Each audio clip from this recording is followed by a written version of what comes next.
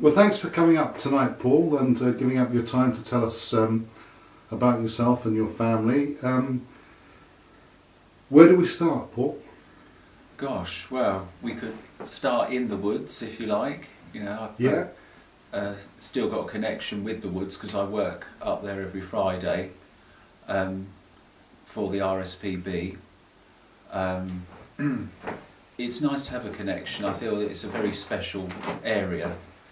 That whole area between Canterbury and Whitstable is very heavily wooded, and one of the largest woods in southern England, and it's just got like a sort of, there's like an atmosphere to the whole area between Whitstable and Canterbury, and the area where the uprising actually took place is the parish of Herne Hill, and I think that's very special. It's sort of equally between Faversham, Whitstable and Canterbury, a bit cut off from Canterbury by the woods. To the north there's marshes, and back in the 1830s the villagers in that area seemed to be quite inbred, and a lot of people were related to each other, and there's like a strong community feeling there back in the 1830s. And I think that probably the people there felt that their community was under threat because of various changes at that time. A lot of people were losing their land and things like that. Mm-hmm. And the particular ancestor that you're descended from, Lidia Hadlow. Lidia Hadlow, yeah, bless her, who provided food and succour, yes, to the band of rebels. That's right. Yeah, and she was probably one of his most. She was. I like to call her a disciple. She's fervent disciples, and she believed that William Courtenay was the Christ and was the second coming. And as is common with a lot of people in cult groups, even when that cult leader is martyred, they carry on believing, or they carry on saying that it had a positive effect on their lives, which she did actually say.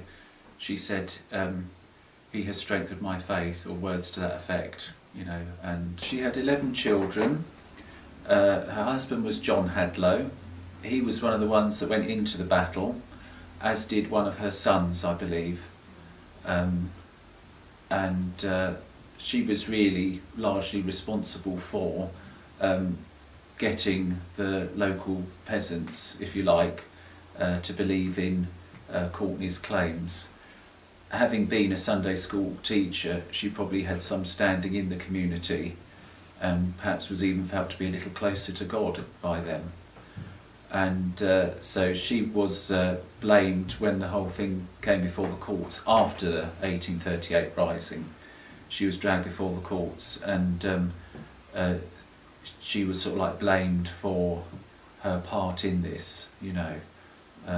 Also one of her sons, Henry Hadlow, who was injured in the battle, he was charged, I think he was charged with murder or something like that. I'll have to look that up. But he was let off because of his youth, and also because it was felt that he'd been strongly influenced by Lydia, by his mother, which of course was true. And where was she living, did you say? She was living at Waterham at the time of the uprising, because on the morning of the battle, because the Battle of Bossenden Wood happened 31st of May 1838, they had breakfast at her house before they went off. And I don't know whether they went straight into the woods or if they went round on their recruiting march after having breakfast with her. But apparently at that breakfast, which I rather like to think of as like a Last Supper, Courtenay was ranting and raving and saying that he was the Christ, and making references to the Book of Revelations from the accounts I have read.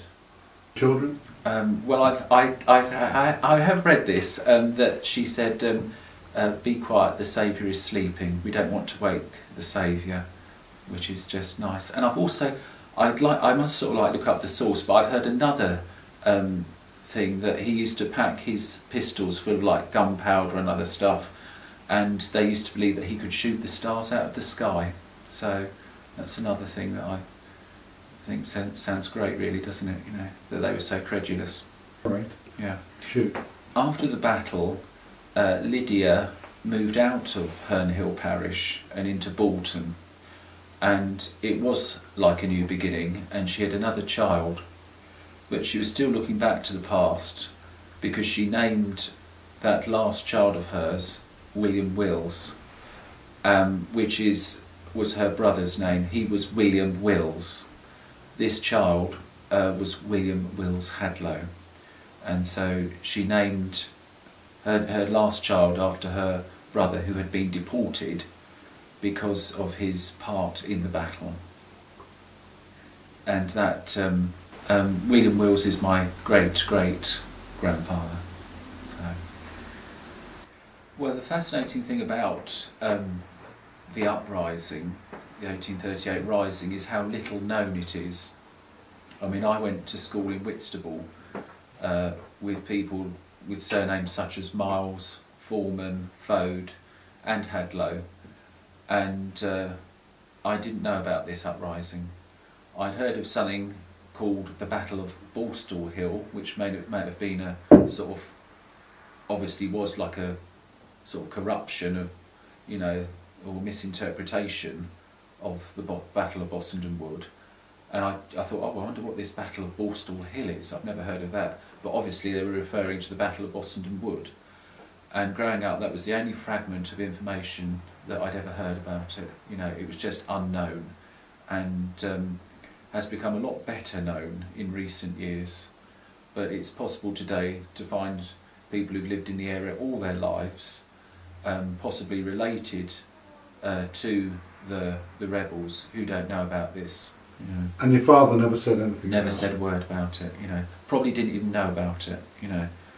Okay, I want to feel proud of it, but being honest, you have to remember that people died, people had their guts blown out, and, you know, people were transported, and it caused tremendous grief among the inhabitants, and there was hardly a family that didn't lose someone. So I think in a way it can be seen as a tragedy, and we sort of like, I think it's important to remember that, and it's important to remember that he was mentally ill, and he was dangerous, and he murdered an innocent man, two innocent men,